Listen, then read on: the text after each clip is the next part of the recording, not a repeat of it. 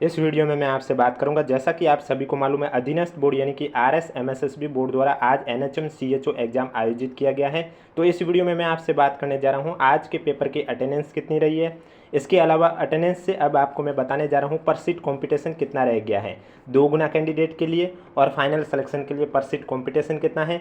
इसके अलावा पेपर का लेवल कैसा था उसके बारे में चर्चा करूँगा, और रिजल्ट क्या आपका रैंक वाइज आएगा या फिर आपका कट ऑफ वाइज आएगा उसके बारे में चर्चा करूँगा। और लास्ट बार यानी कि पिछले साल जब CHO एग्जाम हुआ था तो उसकी फाइनल कट ऑफ है वो कितनी गई थी उसके बारे में भी चर्चा करूंगा।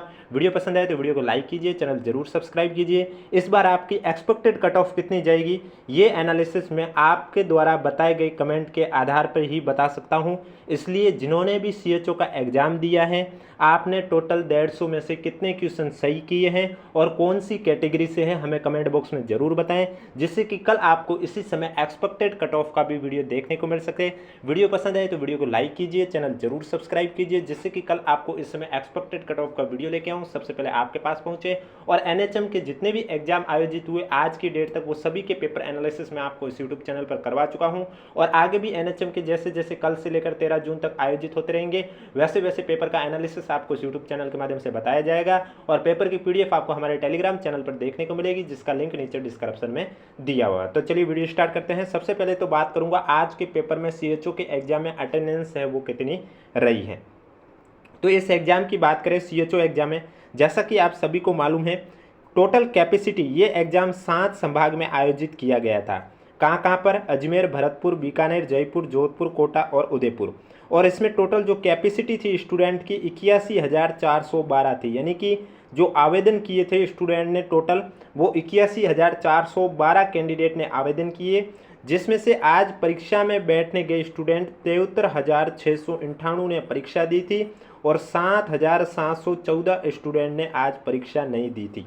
इस तरह से जो अटेंडेंस रही है वो टोटल 90% रही है, यानी कि टोटल 81,412 में से जो आपके 7,714 कैंडिडेट है ये तो आपके कंपटीशन से ऑलरेडी बाहर हो चुके हैं, यानी कि अब इनका कंपटीशन से कोई लेना देना नहीं है क्योंकि इन्होंने परीक्षा ही नहीं दी थी। तो अब कंपटीशन बचा है वो 73,698 कैंडिडेट में बचा है। अब पर सीट कंपटीशन कितना होगा उसके लिए आपको पता होना चाहिए कि CHO एग्जाम में टोटल कितने पद हैं। तो सबसे पहले मैं आपको बता देता हूँ CHO एग्जाम जिसे कहते हैं संविदा सामुदायिक स्वास्थ्य अधिकारी, जिसमें आप देख सकते हैं नॉन TSP में आपके टोटल पद है वो 2,563 है और TSP में आपके 71 पद है। इस तरह से टोटल इस भर्ती में आपके 2,634 पद है।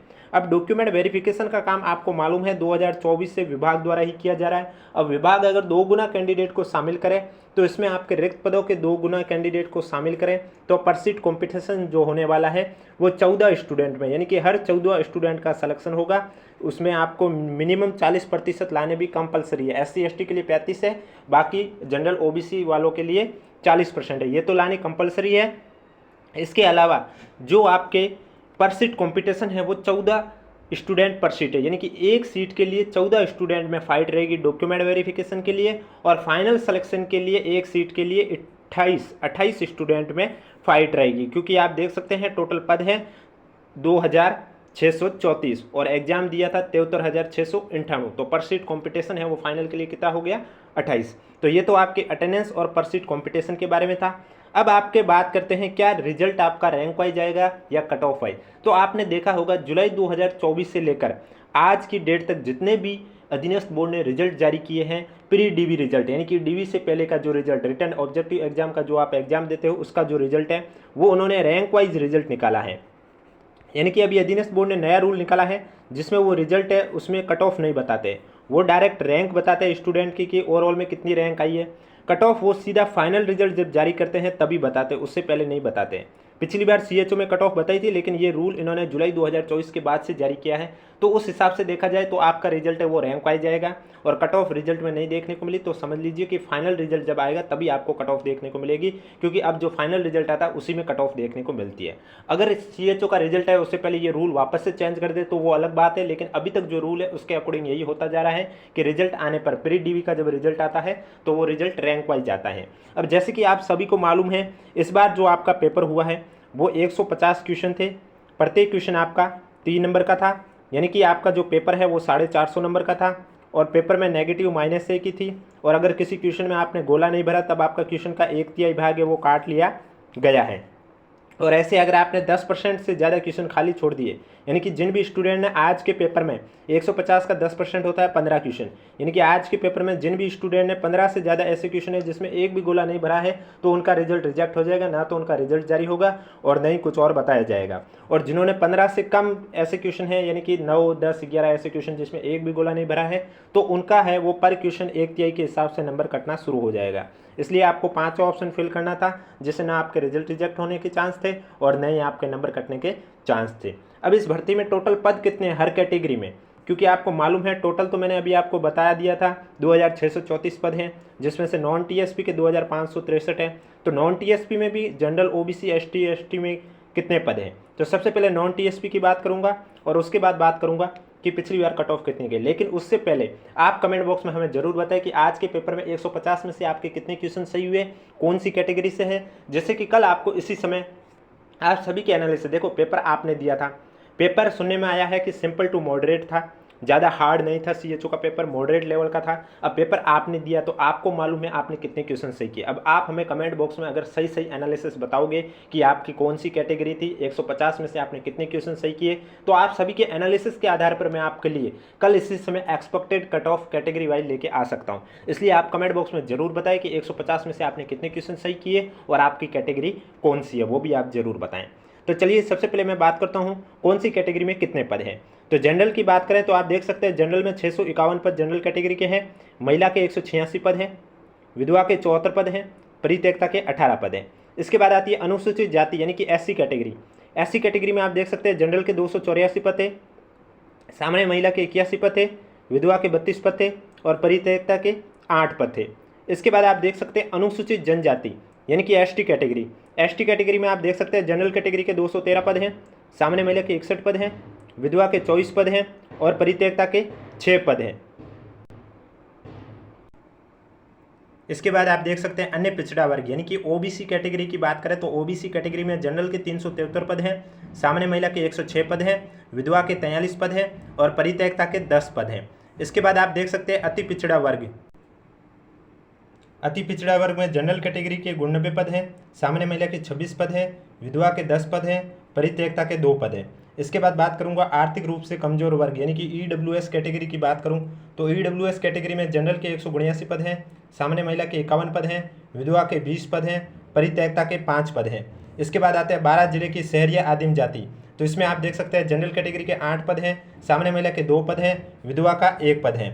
इसके बाद हॉरिजेंटल रिजर्वेशन की बात करें तो आप देख सकते हैं दिव्यांगजन की बात करूं तो दिव्यांगजन में एलवी के 35 पद हैं, CPLCDW के 34 पद हैं, MD के 34 पद हैं। इसके बाद आपके बात करूंगा भूतपूर्व सैनिक की। तो भूतपूर्व सैनिक में आप देख सकते हैं जनरल के 116 पद हैं, SC के 50 पद हैं, ST के 38 पद हैं, OBC के 66 पद हैं, MBC के 15 पद हैं, EWS कैटेगरी के 31 पद हैं। इसके बाद शहरिया का 1 पद है और उत्कृष्ट खिलाड़ी के 51 पद हैं। ये तो आपके थे। इसके बाद नेक्स्ट आपका जो आता है वो आता है TSP की, कि TSP में है वो आपकी कितनी रही है। तो आप देख सकते हैं TSP में कितने पद हैं। TSP में टोटल आपके 71 पद हैं, जिसमें से सबसे पहले मैं बात करूंगा जनरल कैटेगरी की। जनरल कैटेगरी में जनरल के आपके 26 पद हैं, सामान्य महिला के 8 पद हैं, विधवा के 3 पद हैं। इसके बाद आपकी आती है अनुसूचित जाति यानी कि SC कैटेगरी। तो SC कैटेगरी में भी आप देख सकते हैं जनरल के 3 पद हैं। इसके बाद आपकी नेक्स्ट कैटेगरी आती है वो आती है ST कैटेगरी यानी कि अनुसूचित जनजाति। अनुसूचित जनजाति में आप देख सकते हैं जनरल कैटेगरी के 22 पद हैं, सामान्य महिला के 7 पद हैं, विधवा के 2 पद हैं। अब बात करूंगा हॉरिजेंटल रिजर्वेशन की। तो हॉरिजेंटल रिजर्वेशन में आप देख सकते हैं दिव्यांगजन की बात करूं तो दिव्यांगजन में आपके LV का 1 पद है, CPLC का 1 पद है, MD का 1 पद है। इसके बाद मैं बात करूंगा भूतपूर्व सैनिक में। तो भूतपूर्व सैनिक में आप देख सकते हैं जनरल कैटेगरी के 4 पद हैं, ST कैटेगरी के 3 पद हैं। इसके बाद उत्कृष्ट खिलाड़ी की बात करूं तो उत्कृष्ट खिलाड़ी में 1 पद है। तो ये तो था आपका पदों का वर्गीकरण। और आप कमेंट बॉक्स में हमें जरूर बताएं कि आपकी कौन सी कैटेगरी है और 150 में से आज के पेपर में आपने कितने क्वेश्चन सही किए। अब मैं बात करने जा रहा हूँ जो पिछली CHO भर्ती हुई थी उसकी कट ऑफ कितनी गई है।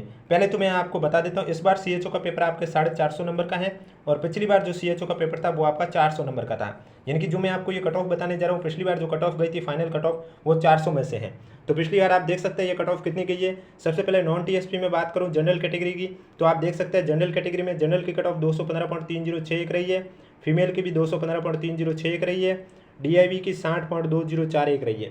इसके बाद जनरल EWS की बात करूं तो जनरल EWS में जनरल की कट ऑफ रही है 190.8163, फीमेल की रही है 162.2449।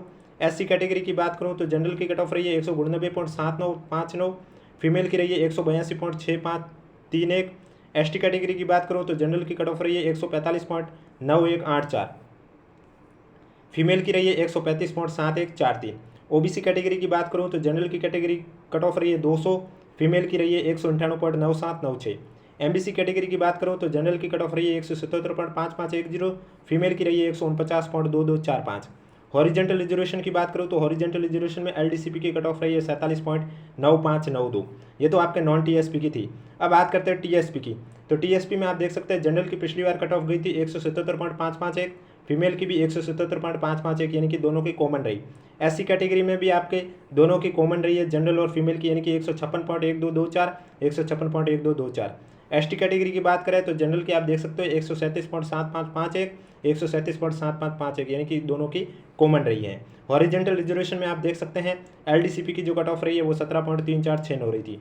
तो ये थी आज के वीडियो में, जिसमें मैंने आपको बताया था CHO एग्जाम जो आज मॉर्निंग में आयोजित हुआ था अधीनस्थ बोर्ड की, उसमें आपके अटेंडेंस कितनी रही है, जैसे कि पर सीट कॉम्पिटिशन कितना हुआ है, प्रत्येक कैटेगरी में कितने पद हैं, एग्जाम का लेवल जैसा कि आपको मैंने कहा है मॉडरेट लेवल का था, ईजी टू मॉडरेट लेवल का पेपर था। आज का पेपर का जो GK जो कॉमन सब्जेक्ट है उसका एनालिसिस मैं आपको ऑलरेडी करा चुका हूं। अगर अभी तक आपने नहीं देखा है तो आप हमारे YouTube चैनल पर जाकर देख सकते हैं, और आज के पेपर की PDF आपको हमारे टेलीग्राम चैनल पर देखने को मिलेगी, जिसका लिंक नीचे डिस्क्रिप्शन में दिया हुआ। अब आपका काम है कि आपको कमेंट बॉक्स में हमें बताना है सही सही से एनालिसिस करके कि आपने 150 में से कितने क्वेश्चन सही किए और कौन सी कैटेगरी है, क्योंकि पेपर आपने दिया है। जब आप हमें सही सही एनालिसिस बताओगे तभी हम आपके लिए एक्सपेक्टेड कट ऑफ बता सकते हैं।